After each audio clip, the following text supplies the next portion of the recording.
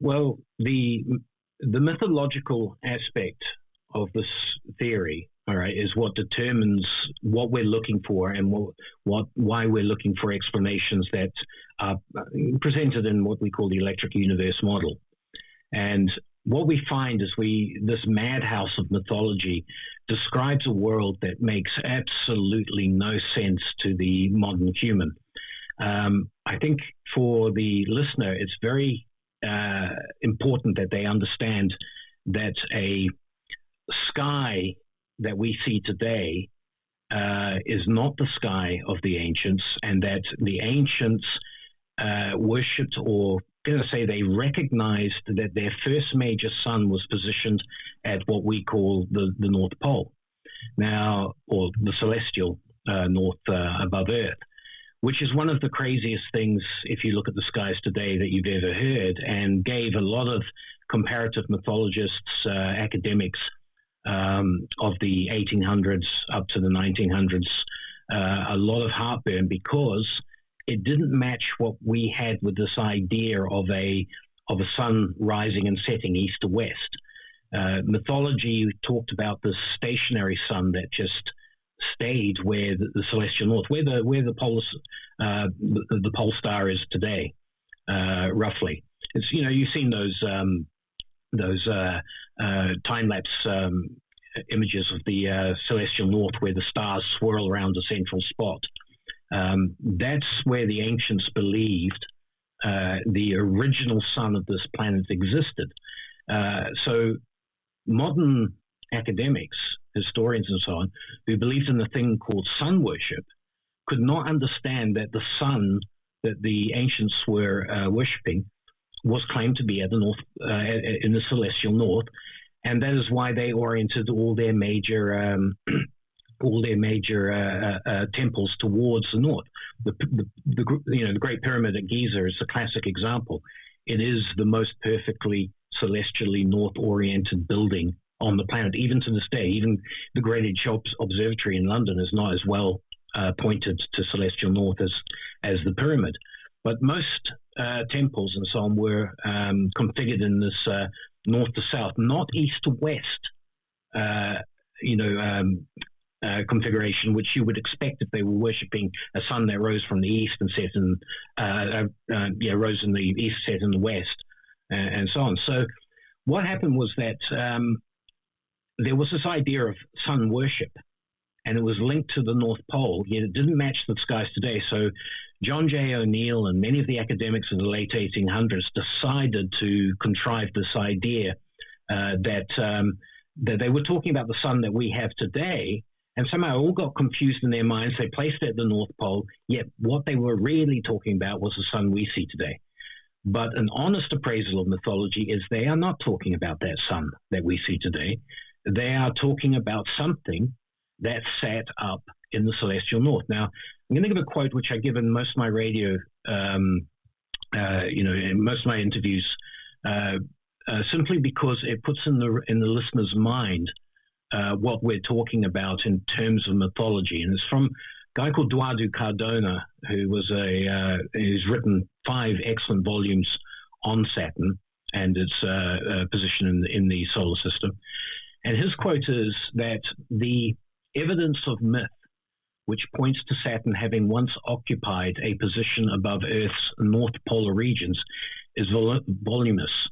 There is not a race on Earth that has not preserved at least one account which states as much. According to this evidence, Saturn occupied a central position in the north celestial regions. It rotated and rotated widely, but other than that, it was immovable. So, for your readers' benefit, sun worship in the ancient mythologies of ancient Egypt, Greece, the Incas, the Aztecs, the Chinese, the more ancient old world civilizations, even the South Pacific islands, and particularly the Indus, the Hindus, but also in particular Babylon, these ancient civilizations. To them, the sun was Saturn. But to the modern world, the sun is this pinprick of light. Saturn, is this pinprick of light at the outer realms of the solar system. So how did these guys confuse that pinprick of light for what they considered to be the life-giving sun under which they basked for an entire age they dubbed to be the greatest age, the golden age? Now that's a question that to people who believe that the skies are as they have been for the last 4 billion years or so, give or take. There's always been this Earth rotating where it is, and the sun always rises in the east, sets in the west. For those that subscribe to that, mythology is completely bizarre. It's bonkers. It's nuts. It makes no sense. And so mythology has been reinterpreted where the reference to Saturn or the original sun has always been, passed off, and they mean Sol, the solar disk that we see today. And that's where a lot of the confusion stems from. The electric universe, however, provides a mechanism, a cosmological mechanism, to explain how the planet Saturn may have actually stood immobile as far as observers from Earth are concerned in the celestial north, and radiated like a grand sun, and did so for possibly millennia during human history. And this is where we go into, where we compare mythology with the electric universe models to come up with that solution. So when we want to talk about going back into that time, before doomsday, through the golden age, back to what we would call, what Hesiod referred to as the purple dawn of creation. He's the Roman poet where we get the term from. We have to apply a very, very radical cosmological reinterpretation of the formation of the solar system. So we have to think in terms of perhaps a stacked sphere model.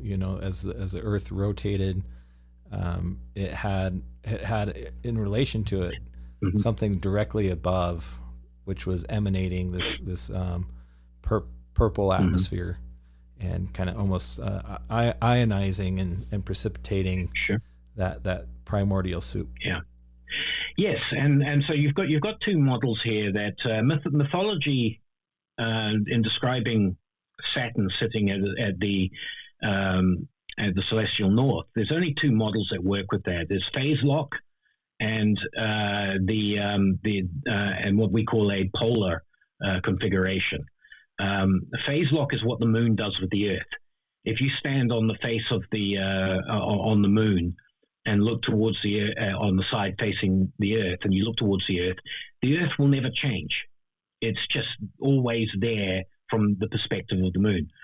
So phase lock is the first model for this. The other model, of course, is the one that really gets a lot of people confused, and that is the polar configuration, where we have the Earth, Mars, and Venus at a later stage dangling below Saturn on like a string, below Saturn's south pole. And we rotate in axial alignment with Saturn, as that configuration is maintained.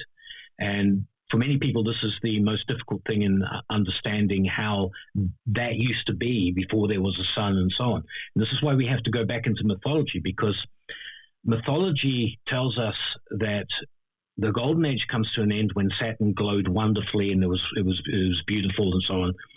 But before Saturn glowed wonderfully, there was what Christians would understand as the "let there be light" moment in history. And before that, there is the biblical concept of the void, the darkness that existed with the Spirit of God hovering over the earth. Every culture has a variation of this, and this is not to be considered a darkness as in pitch black. It's like this eternal twilight.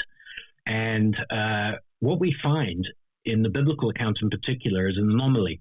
We get the "let there be light" moment, but the lights of the heavens are not revealed until the fourth day, if you remember the particular account from Genesis. It would seem bizarre in a situation where, if it was the sun we know today, that the sun was the